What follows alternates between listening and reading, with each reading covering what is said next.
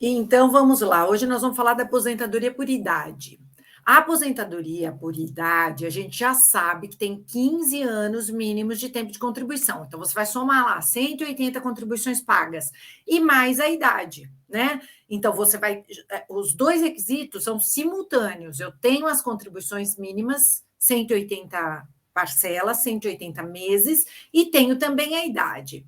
E aí, essas 180 contribuições, elas têm que ser pagas respeitando aquela regra da carência. A partir da primeira paga em dia, começam a contar as demais como carência. Então, a partir da primeira contribuição paga em dia, a gente já começa a contar carência e daí para frente 180 contribuições.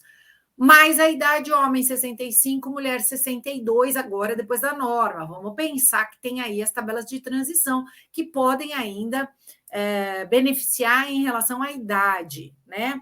Mas vamos pensar na regra como está hoje. E aí, para a gente pensar na aposentadoria híbrida, que é a mistura do tempo rural com urbano, a gente precisa lembrar que quando a gente está somando aquele tempo rural do segurado, a gente não precisa se preocupar muito com a prova da contribuição. É claro que se houve contribuição, é excelente, mas se não houve, a gente pode fazer uma demonstração de que houve atividade rural. E aí a gente conta em meses e não em folhinhas pagas de contribuição. A gente conta em meses de prestação de serviço na área rural. E quando a gente soma, quando a gente está falando só de atividade rural, a gente tem uma redução na idade. Lembram? A aposentadoria do segurado especial, ruralista, tem redução na idade. Mas quando a gente está falando na híbrida, não. A idade é a mesma, respeitando as tabelas de transição. Então, quem implementou condições antes da emenda constitucional, a mulher continua com 60 anos, tá? Antes da alteração normativa.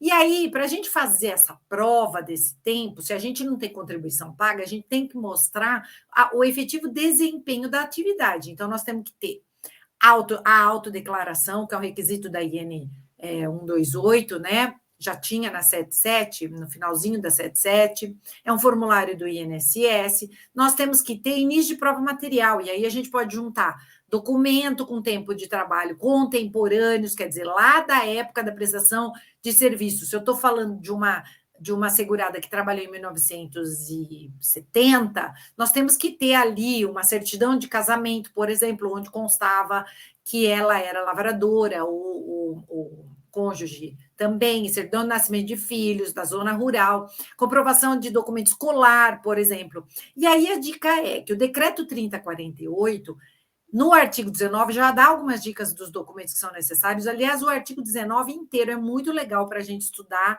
para a gente entender como a gente opta pelos tipos de segurado e depois como a gente faz as provas. E o 19D em especial.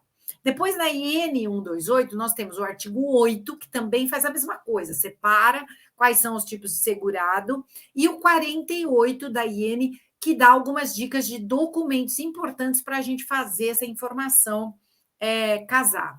O importante é a gente entender que os julgados estão sendo muito positivos na inserção desse tempo rural. Então, não esqueçam, uma pergunta importante que vocês têm que fazer na hora de fazer a entrevista com o cliente é a história laboral.